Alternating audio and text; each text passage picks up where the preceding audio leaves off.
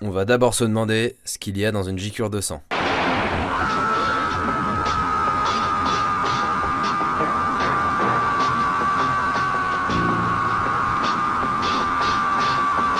Quand on pense à un impact, on pense tout de suite à la giclure de sang. Comme on le voit dans ces extraits, ça marque tout de suite visuellement. Mais il y a aussi d'autres éléments à penser, comme la fumée qu'on peut voir dans cet extrait de Heat, qui pour le coup fait beaucoup plus réaliste, et qui parfois peut être une espèce de brume rouge comme on peut le voir dans cet extrait d'Il faut sauver le soldat Ryan. Et dans cet extrait de Robocop, il y a aussi les vêtements qui se déchirent. L'impact va aussi dépendre de la taille du calibre de l'arme, de la distance de tir. On peut aussi noter qu'une balle rentre puis sort du corps, donc on peut y avoir aussi 2 impacts visuellement. Mais tout ça, c'est vous qui le déterminez.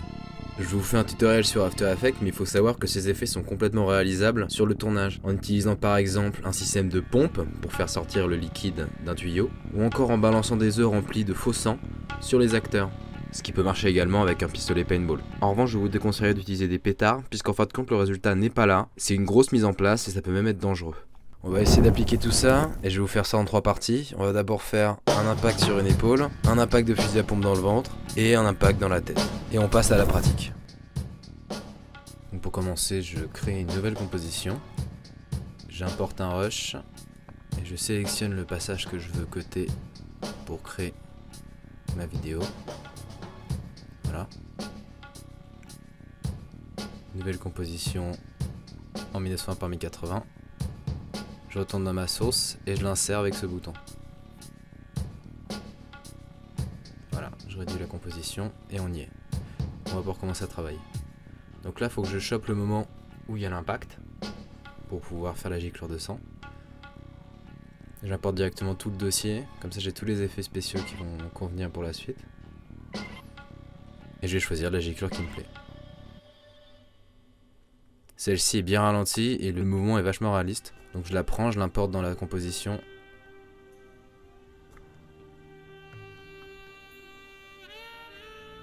Je vais la placer en fonction de l'image. Donc là je l'inverse par exemple, en allant dans calque, géométrie, puis basculer horizontalement. Je modifie le mode de fusion pour qu'elle soit plus sombre. Là je vais modifier la durée de la vidéo pour qu'elle aille plus vite, parce qu'en fait elle est ralentie à la base pour qu'on ait plus d'images. Donc là c'est la bonne vitesse.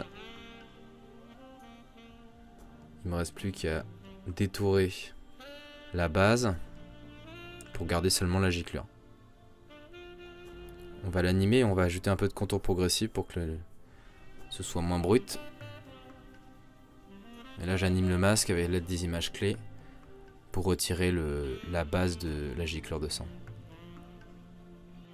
Voilà, je me rends compte que la giclure va devoir passer derrière le bras, donc j'ai dupliqué ma vidéo et je détourne le bras avec un masque.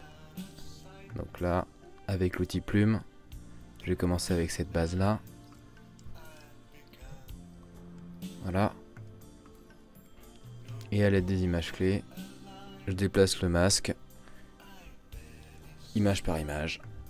Voilà, pour faire passer la giclure derrière, tout simplement. Là c'est sur 3 images, hein. Donc ça fait toute la différence.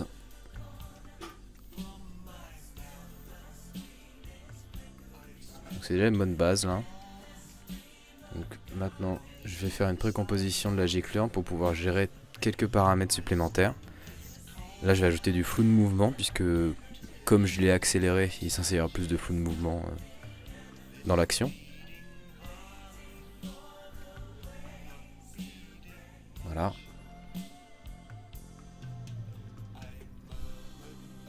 J'ajuste un petit peu l'échelle puisqu'elle est un petit peu petite, on la voit pas assez. Voilà, donc c'est pas trop mal là. Bon, évidemment je vais l'étalonner un petit peu puisqu'elle est beaucoup trop claire et saturée à mon goût. L'idée c'est de prendre appui sur les couleurs rouges qu'il peut y avoir dans l'image pour ne pas faire quelque chose de trop extravagant qui choquera l'œil en fait. Voilà, il faut jauger. Ça se fait à l'œil mais il faut rester cohérent en fait.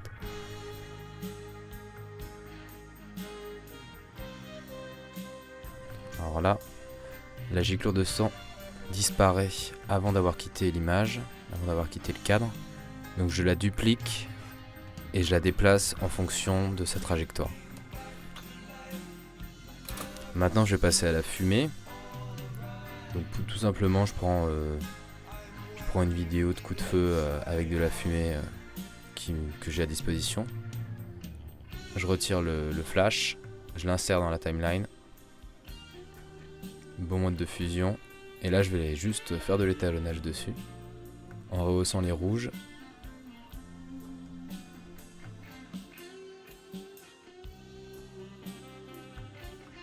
Et le tour est joué.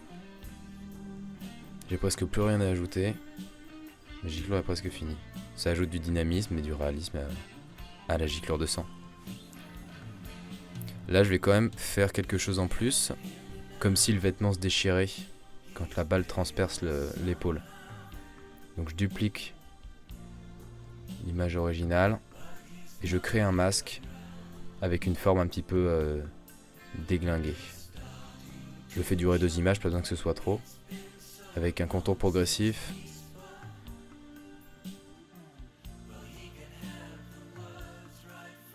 Et on va le voir, un effet de flou radial pour ajouter un peu de vitesse à l'action.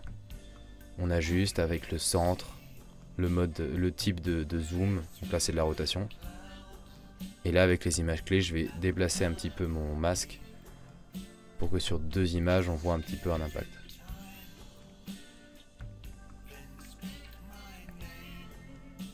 Après à l'œil, voilà, on règle. Faut pas que ce soit la même image, sinon c'est un peu trop voyant.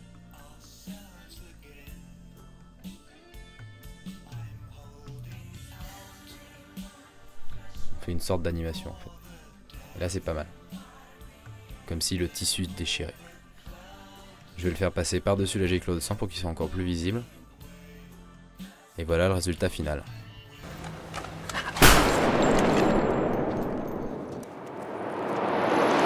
Alors je recommence à faire un nouveau projet. J'importe les médias en question et je vais créer ma séquence. Je sélectionne le moment que je veux dans le média. Voilà. Tac. Et je vais créer une nouvelle composition avec les bons paramètres. Full HD. Je l'importe, je l'insère. Et voilà. Là je vais essayer de choper le moment où je veux que la giclure apparaisse. Et je vais créer un calque de tracking avec Mocha Shape.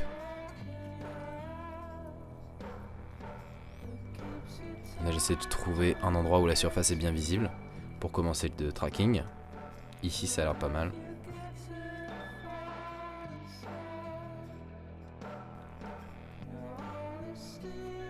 Donc je dessine une forme qui essaie de choper quelques contrastes dans l'image. Et le logiciel va lui-même créer le tracking du masque, de la surface. Et parfois il faut un petit peu l'aider, hein, puisque l'automatisme a ses qualités et ses défauts. Et parfois ça ne peut pas se faire en un claquement de doigts.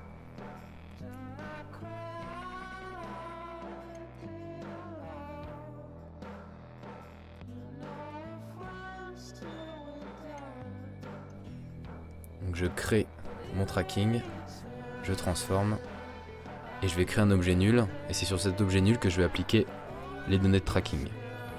Voilà, c'est fait. Alors la rotation me plaît pas, hein. C'est pas parfait, mais je pourrais la changer un peu plus tard. Donc je retire les paramètres. Maintenant je vais importer ma giclure de sang. Je vais sélectionner celle que je veux projeter sur le mur.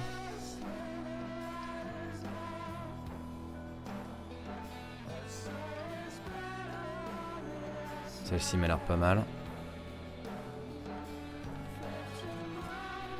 Celle-ci m'a l'air pas mal, donc je la fais basculer horizontalement pour la faire correspondre au sens de projection. Et je me suis rendu compte que le tracking de Mocha ne fonctionnait pas, donc je vais le faire à la main. Parfois il faut faire avec la surface et la vidéo qu'on a. Là il y a trop de flou de mouvement et ça bouge beaucoup trop pour le faire automatiquement. Donc je vais le faire à la main. Voilà, j'ai juste à choper un endroit qui est contrasté dans l'image. Là il y a une espèce de tache comme on peut le voir. Et j'essaie de la faire correspondre au même endroit tout au long de l'image. J'arrive à avoir quelque chose de plutôt convaincant. Mais en fin de compte je me rends compte que la giclure ne matche pas vraiment avec l'image. Donc pas de panique. J'ai juste à la choper. À choper celle que je veux, je la mets par dessus. Je lui fais prendre les bonnes proportions. Et j'ai juste à la relier à celle d'en dessous sur laquelle j'avais fait mon tracking. Donc là voilà, pas de problème. Je chope le bon moment.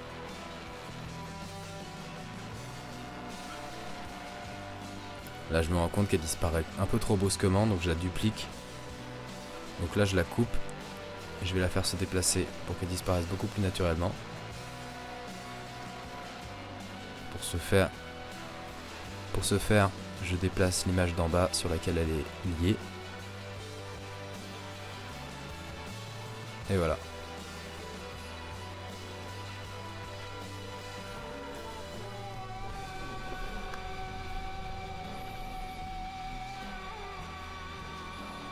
Maintenant je vais étalonner ma giclure parce qu'elle est beaucoup trop saturée pour l'image.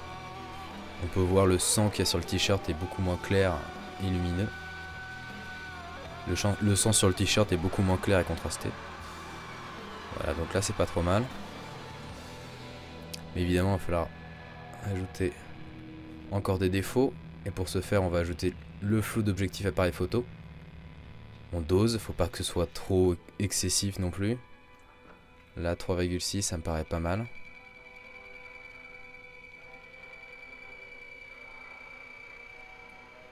Et en réglant l'opacité, on peut aussi ajouter un effet de transparence. Maintenant, on va se charger de la giclure de sang qui va jaillir du ventre de mon acteur. Alors pour le coup, là j'ai trouvé celle que je voulais. Donc je cut au bon endroit. Donc je la cut au bon endroit. Et je vais encore l'insérer dans mon image. Je la retourne horizontalement. Et voilà, et maintenant je vais l'animer en fonction du mouvement du personnage à l'aide des images clés.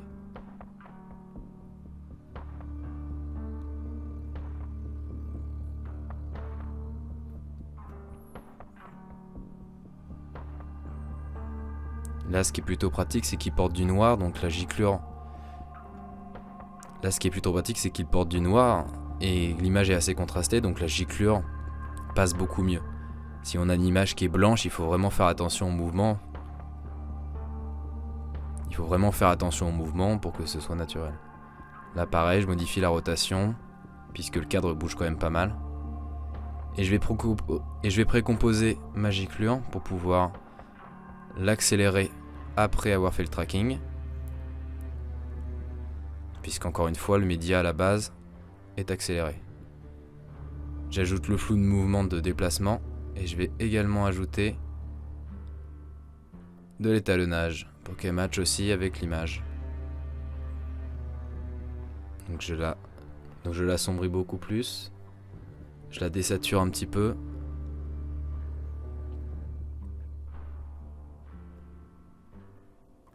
Là je vais ajouter du flou de mouvement encore une fois avec le flou de mouvement de pixels que je fais passer avant l'étalonnage.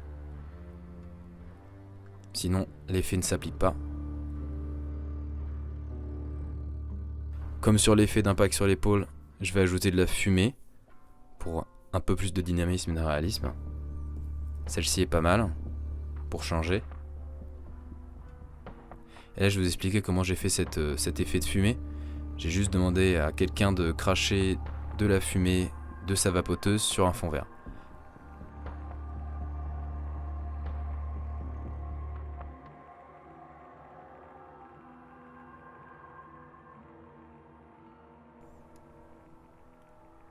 Donc là pareil, je l'étalonne avec couleur lumétrie. J'augmente les rouges, je baisse la luminosité. Et on a un effet qui est pas trop mal.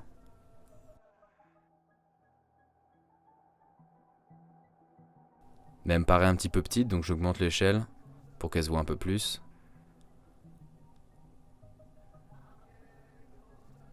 Et voilà. C'est pas trop mal.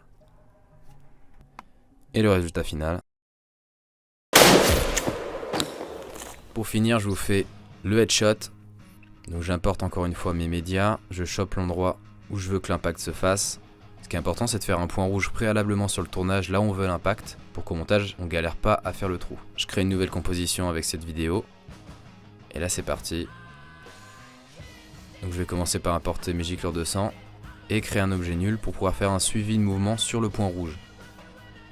Donc pas de problème, j'ouvre la fenêtre de suivi et je commence mon tracking. C'est beaucoup mieux de le faire à la main, ce sera beaucoup plus précis.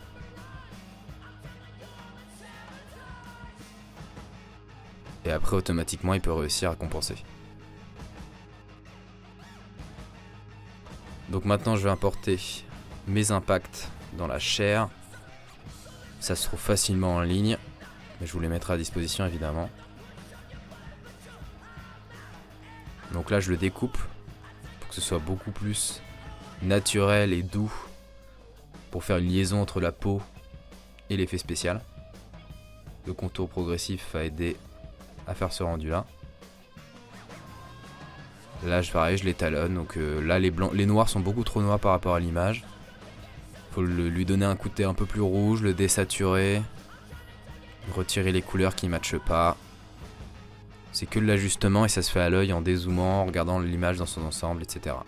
Pareil je vais crader un petit peu son rendu avec du flou. Je vais le faire suivre le suivi de mouvement que j'ai appliqué sur l'objet nul. Et la magie opère. On a fini avec le trou. Maintenant je vais faire un tracking du mur derrière pour ajouter la giclure de sang qui se projette.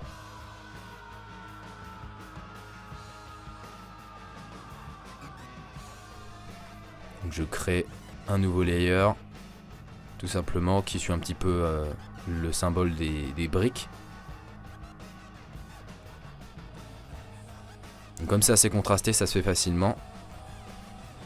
Voilà. Maintenant je vais créer le tracking. Je sélectionne transform, je crée un objet nul, je l'applique sur ce nul. Et voilà le travail. J'ai juste à importer la giclure de mon choix. Là je fais en sorte de pouvoir étaler la dernière frame, puisque la vidéo de base s'arrête en fait. Donc je la coupe en deux. Et sur la deuxième partie, je vais l'étendre en gelant l'image. Maintenant je la précompose pour que ça fasse une seule vidéo. Et je vais la faire suivre le mouvement du tracking que j'ai fait.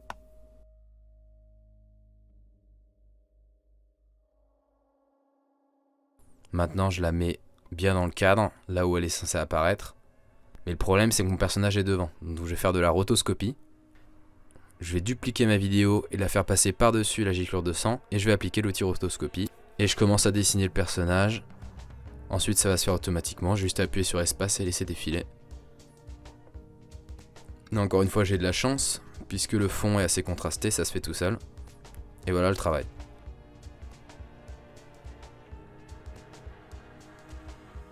Là la giclure s'adapte pas forcément très bien, donc je la masque un petit peu pour que ce soit plus naturel. En fonction de la trajectoire de la projection, etc. Je vais l'étalonner encore avec couleur lumétrie. Maintenant on a l'habitude. Je rehausse un peu les noirs, pareil je peux jouer avec l'opacité pour un peu de transparence. On n'est pas trop mal. Du flou d'objectif d'appareil photo.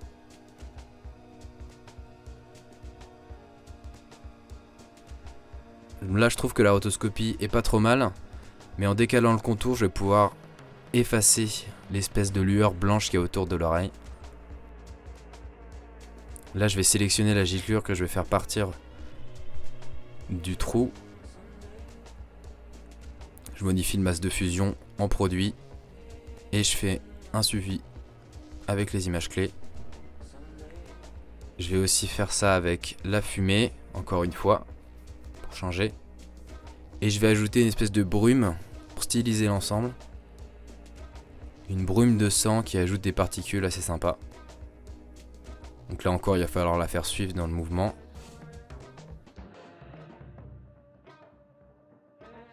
Là je la lie à la giclure qu'il y a derrière puisque le mouvement est à peu près le même. Je l'étends. Maintenant pour avoir un petit côté gore, je vais incruster une goutte de sang qui coule. Il me suffit d'utiliser l'outil Keylight et de supprimer la couleur verte avec la pipette. Maintenant, je vais la replacer au bon endroit. J'utilise un masque pour pouvoir supprimer le haut.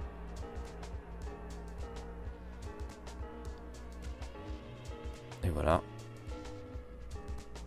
Je vais la faire suivre le mouvement du trou.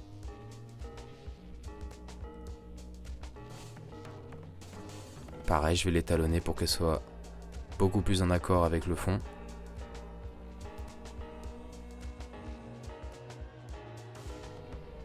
J'ajoute du flou de mouvement encore une fois.